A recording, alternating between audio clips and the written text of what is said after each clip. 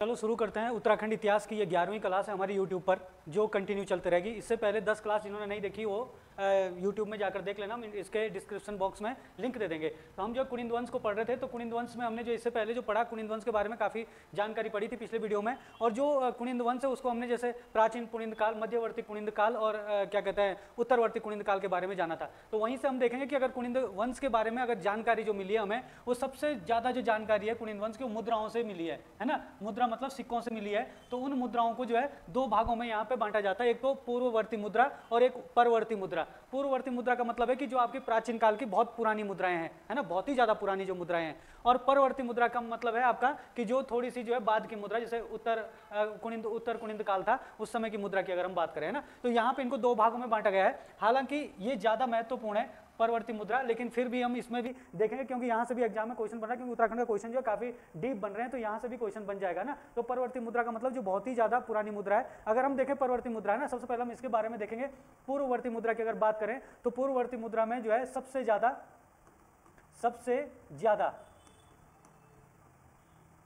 कुनिंद शब्द है ना, जो ये कुनिंद शब्द है, कुनिंद शब्द का उल्लेख मिलता है भाई। सबसे ज्यादा इसमें क्या मिलता है, कुनिंद शब्द का क्या मिलता है, उल्लेख मिलता है किसमें, पूर्ववर्ती मुद्रा में। और इसके अलावा जो पूर्ववर्ती मुद्रा है ना, वो सारी की सारी, हालांकि इसकी हम अलग से बात करते हैं परवर्ती मुद्रा, जैसे आपने अमोघभूति टाइप की मुद्रा के बारे में भी सुना होगा, वो इसमें आएगी 3 टाइप की मुद्रा। लेकिन अभी फिलहाल यहाँ पे देखना कि जो पूर्ववर्ती मुद्रा है इससे अलग रखा गया है। तो इसको जो सबसे ज्यादा जानकारी जो मिलती है इसमें, वो क्या मिलती है, कुनिंद शब्द की, यानी कुनिंद शब्द का जिक्र सबसे ज्यादा मिलता है, उल्लेख सबसे ज्यादा मिलता है। इसके अलावा जो है ये वाली जो पूर्ववर्ती मुद्रा है, ये सारी के सारी मुद्रा जो है तांबे की प्राप्त हुई है, तांबे धातु की है ना, तांबे की मुद्रा जितनी भी है, मतलब जो भी पूर्ववर्ती मुद्रा हमें मिली है कुनिंद वंश की विद्वानों को, वो सारी के सारी जो है तांबे की ही मुद्रा है पूर्ववर्ती मुद्रा में।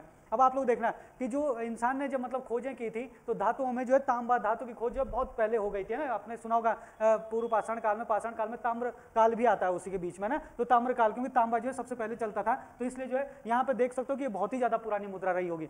अब इन मुद्राओं में क्या क्या जानकारी मिलती है और कहाँ कहाँ से प्राप्त होती है, ये बहुत महत्वपूर्ण है। यहाँ पे बोधि वृक्ष,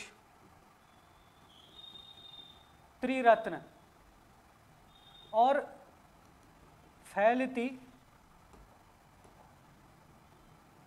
हुई सूर्य की किरणें।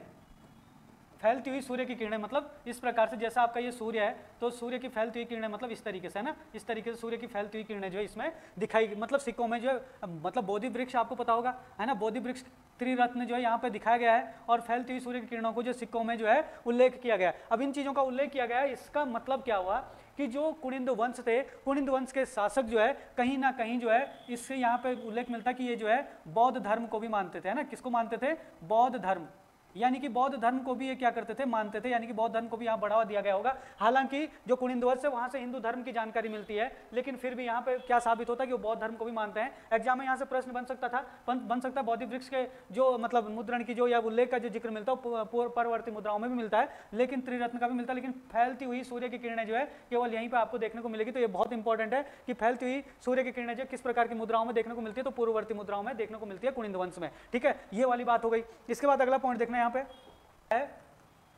पे गणराज्य के संकेत भी मिलते हैं, है ना, गणराज्य के संकेत भी मिलते हैं। इसका मतलब ये काफी एडवांस जो है शासक हुआ करते थे कि गणराज्य के संकेत मिल रहे हैं। दूसरी बात कि इसकी जो लिपि थी, है ना, कुनिंद वंश की जो लिपि थी, या जो हमारे पूर्ववर्ती मुद्राएं जो मिली है, उन मुद्राओं में जो लिपि का प्रयोग किया गया है, वो किस लिपि का प्रयोग किया गया है, ब्राह्मी लिपि। यहाँ पे लिपि का कौन सी लिपि का प्रयोग किया गया है, ब्राह्मी लिपि का प्रयोग किया गया है। तो ये भी बहुत महत्वपूर्ण है। ये मुद्राएं जो है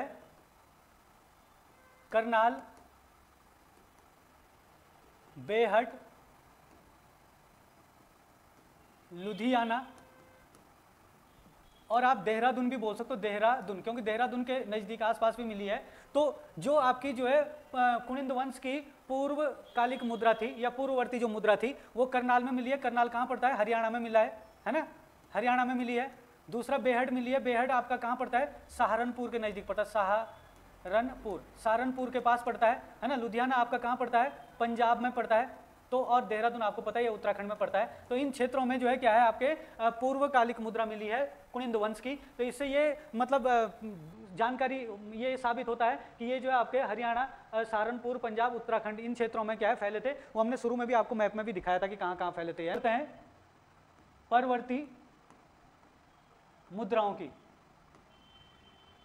यानी कि कुनिंद वंश की जो परवर्ती मुद्रा थी वो कौन सी थी? तो जो परवर्ती मुद्रा है कुनिंद वंश की, उसको 3 भागों में विभक्त किया गया है। नंबर 1 अमोघ भूति, अमोघ भूति प्रकार की मुद्रा, अमोघ भूति प्रकार की मुद्रा।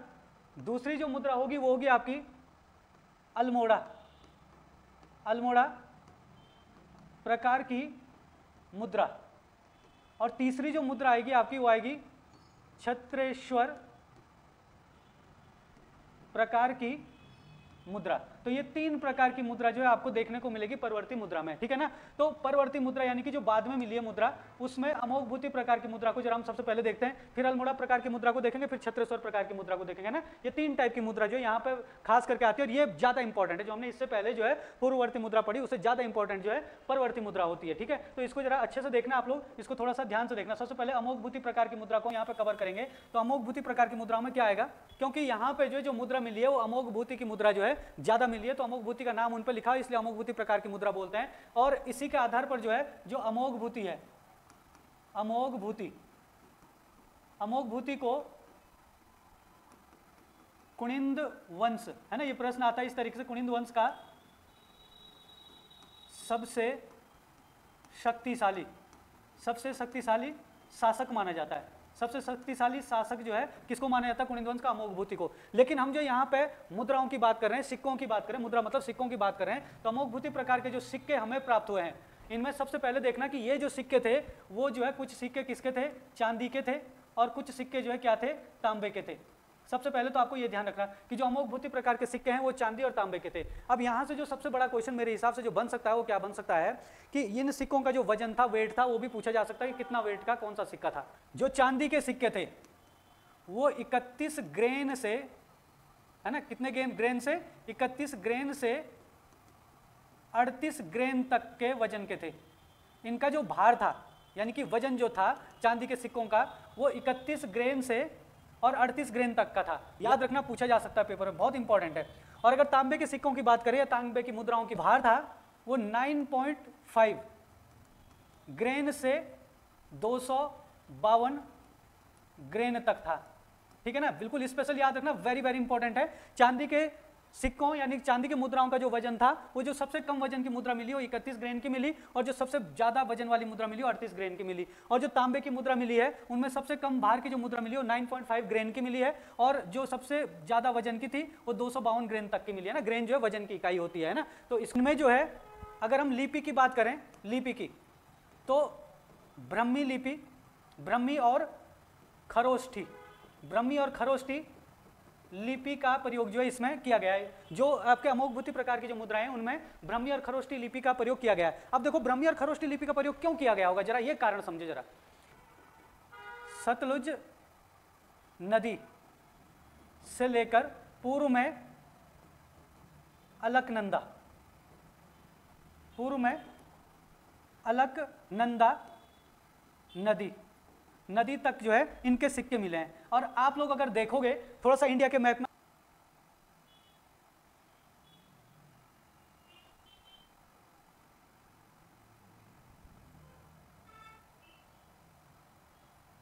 ठीक है, अगर आप इंडिया के मैप में देखो तो आपको पता होगा ये यहाँ पे हमारा उत्तराखंड है ना।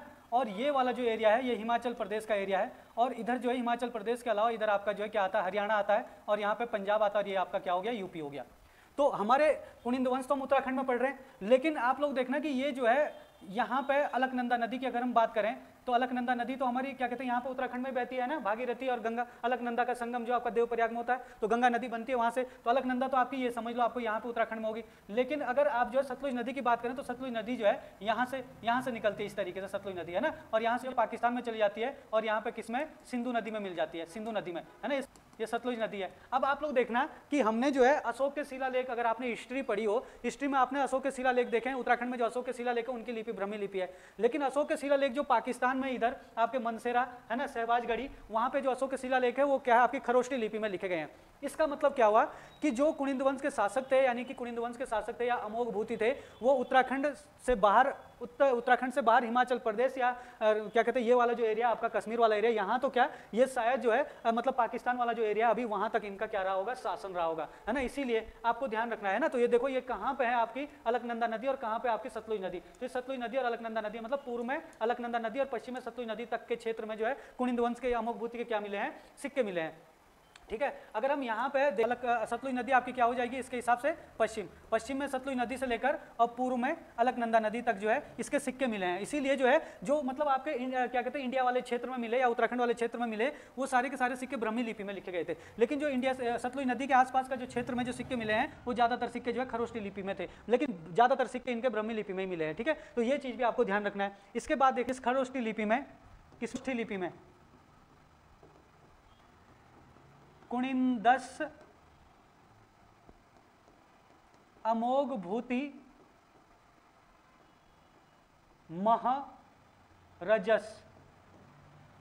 महारजस है ना, कुनिंदस अमोघ भूति महारजस या महाराजा बोल सकते हो आप लोग। तो ये जो है खरोष्टी लिपि में लिखा गया था। ठीक है ना, तो कुनिंदस अमोघ भूति महारजस जो है किस लिपि में लिखा गया था, तो खरोष्टी लिपि में लिखा गया था, है ना। तो इसको भी ध्यान रखना, कुनिंद वंश के शासक थे। आगे देखना सिक्कों में जो है क्या मिला, द्विहस्ता देवी, द्विहस्ता मतलब दो हाथों वाली देवी, और देवी द्विहस्ता देवी मिली। और इस देवी, ये देवी का उल्लेख है, मतलब सिक्कों में इस देवी का उल्लेख है। और साथ में दाईं ओर मृग, साथ में दाईं ओर मृग का चित्र भी बना हुआ है ना। जैसे अगर हम देखें तो अमोघ भूति प्रकार के जो सिक्के हैं उसमें क्या है, जैसे आपका ये सिक्का है, तो इस सिक्के में अगर हम देखें तो इधर से हम इस तरीके से देखें या इधर से इस तरीके से देखें, तो एक साइड तो आपका क्या है, ये एक साइड इधर समझ लो आप लोग की देवी का चित्र है, और इसके दाईं ओर देवी के मतलब इधर से देखेंगे तो इधर से दाईं ओर आपका इधर को आएगा, इधर देखो तो इधर का आ जाएगा, है ना। तो इस देवी के दाईं ओर जो है क्या है आपका इधर मृग का चित्र भी बना हुआ इसके बगल में। तो ये जो है अमोघ भूति प्रकार के सिक्कों में जो है ये भी मिला है। वेदिका मिली है, नंदी मिला है ना, नंदी आपने सुना होगा, और लहरदार रेखाएं भी मिली है, लहरदार रेखाएं तथा स्वास्तिक, लहरदार रेखाएं तथा स्वास्तिक भी मिला। आप जानते होंगे स्वास्तिक का साइन कैसे होता है, इस तरह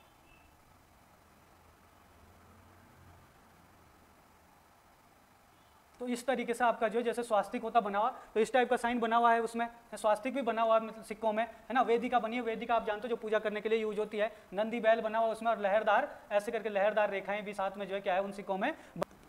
बोधि वृक्ष,